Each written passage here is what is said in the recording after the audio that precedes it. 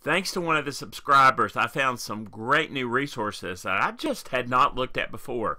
So join me as we look for more.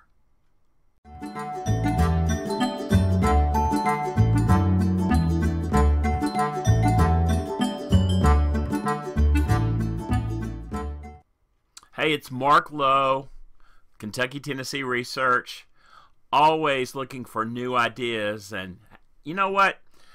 Finding resources often is just asking the right question. I'm going to continue on the concept of where we were at our last session, which is finding vital records. But now let's finding more vital records.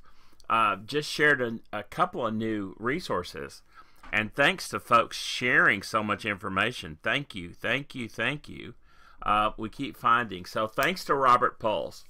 Robert Pulse commented on the last video indicating that professional societies also have obituaries, and he suggested the American Railway Engineering Association, and he mentioned a volume in specific volume. So I began to look and look for that resource, and more importantly, then I found, wow, that these have all of these association meetings had been put together. All their proceedings were in an online archive in a singular source there at that website, which was Railtech, Illinois. Now, I'm sure that they've done it because it's important to them. And what they've done is they've gone online and found where these published volumes are available as links. And so they've kind of just combined those into a single area. For example, 1900s, 1910s, 20s, and go on forward. It continues forward, so it can look, for individuals based on the time period. Thanks, Robert. That was very helpful. And let me show you how I use this, and how, based on just that simple piece of information that he gave me, I began to look. And so I just chose one of the years, which was 1900. Or one volume. I just picked one of the volumes when someone passed away in the time period.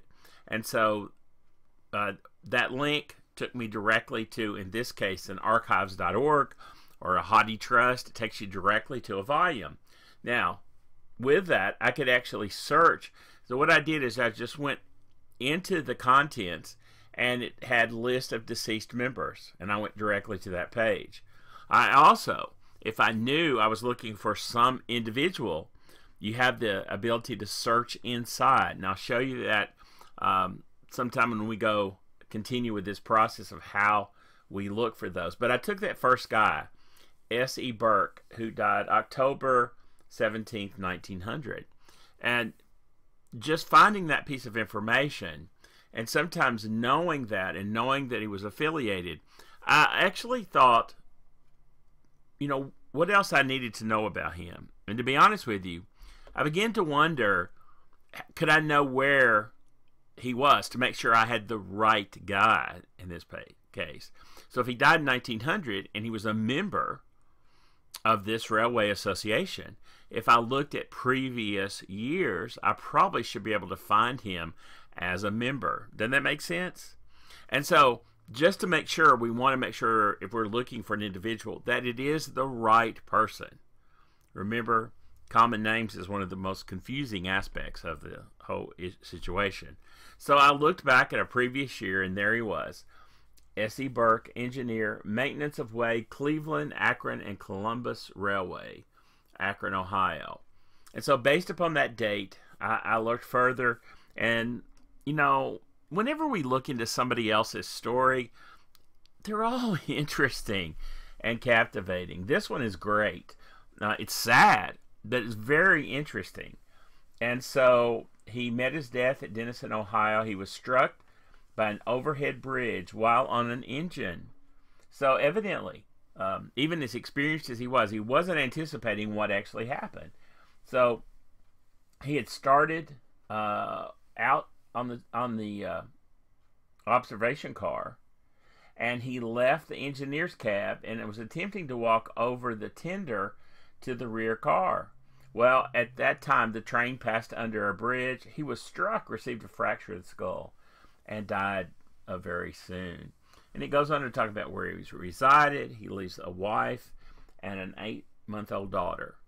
He was 27 years of age, and he goes on to talk about it. I thought I would do a little bit more research on that. So once I had the confirmation of the date from the Professional Engineer's Journal, then I can go ahead and do some of the traditional stuff that you and I do often to build a larger story and to build upon the piece of information. So I did. I collected additional obits, additional information in regard to the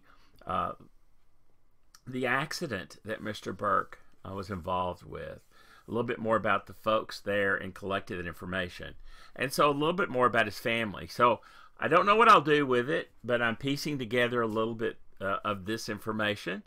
And thanks to Robert, I had that fact that he was in part of the American Railway Journal, American Railway Engineers, and with that piece of information, then can put more things together. Thank you again.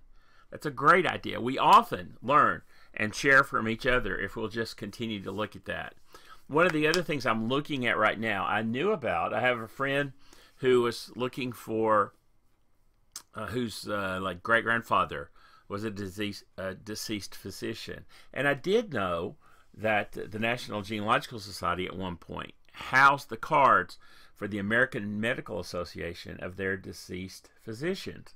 And I wasn't sure. I had forgotten what had happened to it.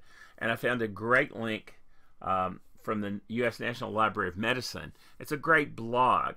And so if you look at that, there's a great blog on how that file was collected and how it was used and what's happened, because they were moved when NGS sold their building in the D.C. area.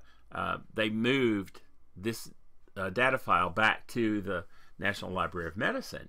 And so I was thinking, okay, well, I can't write somebody to look at it. I'll have to go use it in regard to that. And begin to just, in reading that article, realize that there's a large portion of that that is available to us online at Ancestry.com or in a published volume.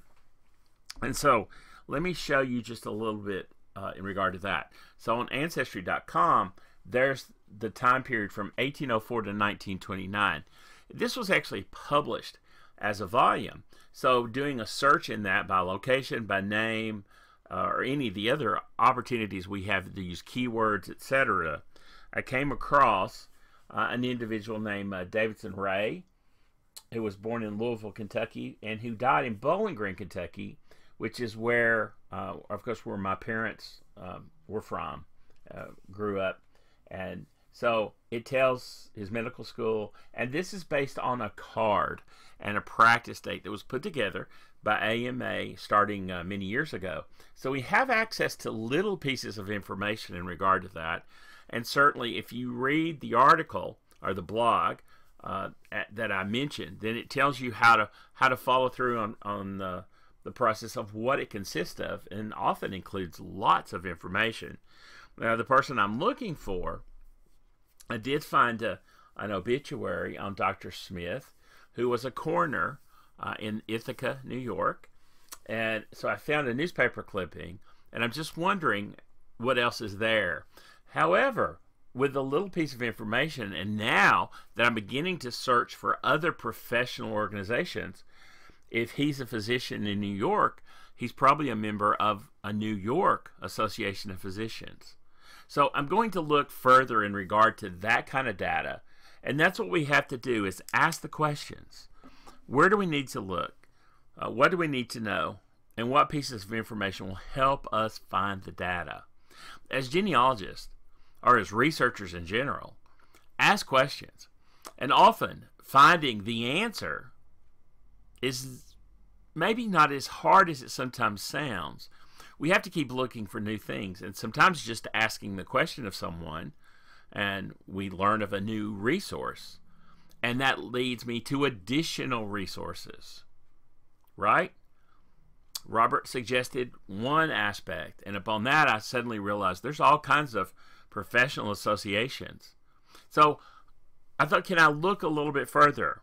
So thanks again. Let me show you where I went from that point, from that piece of information. I went straight to Google, and I saw that within that book that I was looking at of the railway engineers, the term was list of deceased members.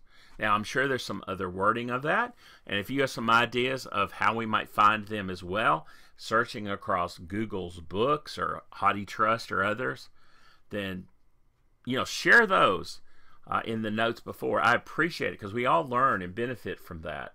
In regard to that, I did a quick search, lots and lots of information, but I found a list of meetings officers committees of the American Association for the Advancement of Science, and this one was published, the second one there is the list 1912, and noticed it says a list of deceased members.